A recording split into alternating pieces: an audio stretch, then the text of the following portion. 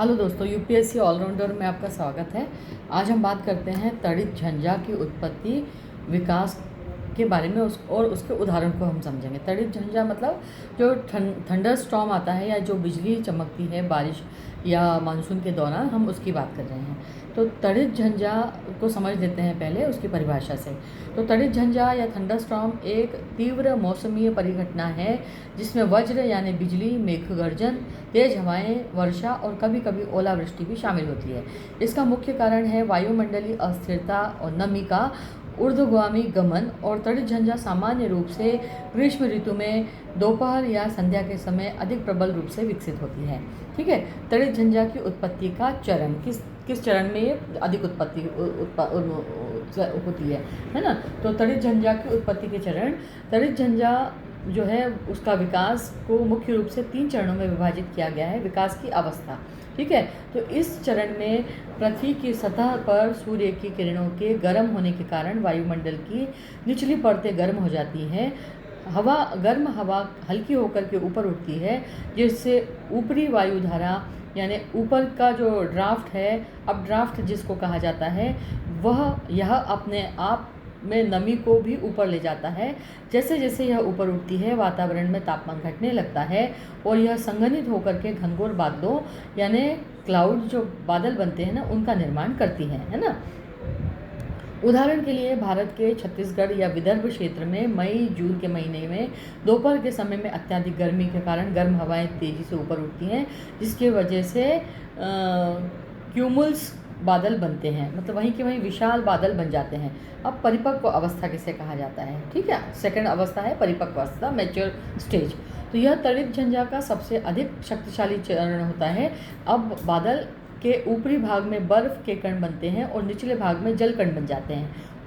ऊपर की ओर उड़ती हुई वायु के साथ साथ कुछ ठंडी वायु नीचे की ओर गिरती है, जिससे ड्रॉप डाउन बनता है और इसी क्रिया में तेज वर्षा, वज्रपात और तेज हवाएं उत्पन्न होती हैं।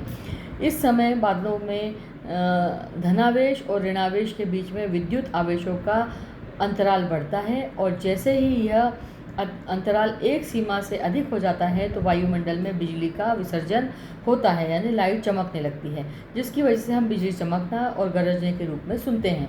उदाहरण के लिए राजस्थान के पूर्वी हिस्से में मानसून से पूर्व तेज गर्म हवाएं और नमी मिलकर के जब टकराती हैं तो परिपक्व अवस्था वाले इस तड़ित झंझा का विकास होता है और तेजी से बारिश और बिजली गिरने की घटनाएं देखी जाती हैं, है ना। अब तीसरी अवस्था है विलयन अवस्था, है ना।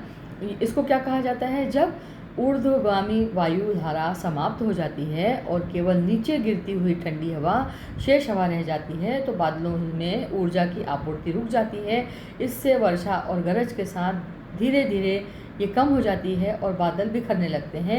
यह चरण कुछ मिनटों से लेकर के 1 घंटे तक रह सकता है। अब तड़ित झंझा के लिए आवश्यक परिस्थितियाँ क्या होती हैं, तो नमी मतलब मॉइस्चर जो है, समुद्र या अन्य जल के निकायों से वाष्पीकरण के द्वारा वातावरण में पर्याप्त नमी होना चाहिए, ठीक है। उसके बाद जो वायुमंडलीय अस्थिरता है, जब गर्म हवा ऊपर उठे और ठंडी हवा से टकराए तो अस्थिरता बढ़ती है और जो थंडर स्टॉर्म के लिए अनिवार्य है।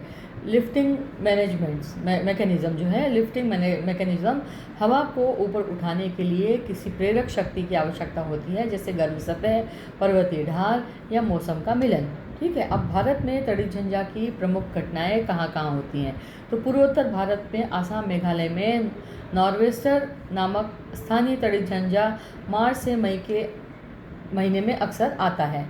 गंगा के मैदानी भाग में अप्रैल से मई में आंधी के रूप में तड़ित झंझा आती है, जिसमें धूल भरी हवाएं और वज्रपात और साथ साथ में वर्षा भी होती है। दक्षिण भारत, केरल और तमिलनाडु में मानसून के आरंभ होने से पहले प्री मानसून थंडर स्टॉर्म जो है वो बहुत सामान्य है। अब इसका निष्कर्ष क्या निकलता है, निष्कर्ष ये निकलता है कि तड़ित झंझा एक स्वाभाविक किंतु कभी कभी विनाशकारी मौसमी घटना है। यह पर्यावरण की स्वाभाविक ऊष्मा गर्मी संतुलन बनाए रखने में मदद करता है, परंतु इससे जन धन की हानि भी हो सकती है।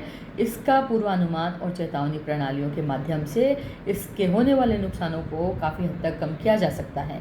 मौसम विज्ञान की आधुनिक तकनीकों से अब इसके समय और स्थान का सटीक अनुमान लगाना संभव हो सका है। तो तड़ित झंझा कैसे बनती है, क्या इसके मूल कारण हैं, कितने प्रकार की तड़ित झंझाएँ होती हैं, और साथ साथ में इसके प्रमुख घटनाएं किन किन क्षेत्रों में तड़ित झंझा की घटनाएं होती हैं, इसके बारे में भी हमने समझा है। उम्मीद है आपको ये सेशन अच्छा लगा होगा। अगर आपको अच्छा लगा है तो प्लीज़ इसे लाइक कीजिए, शेयर कीजिए और सब्सक्राइब कीजिए, और मेरे साथ बने रहिए यूपीएससी ऑलराउंडर में। Thank you.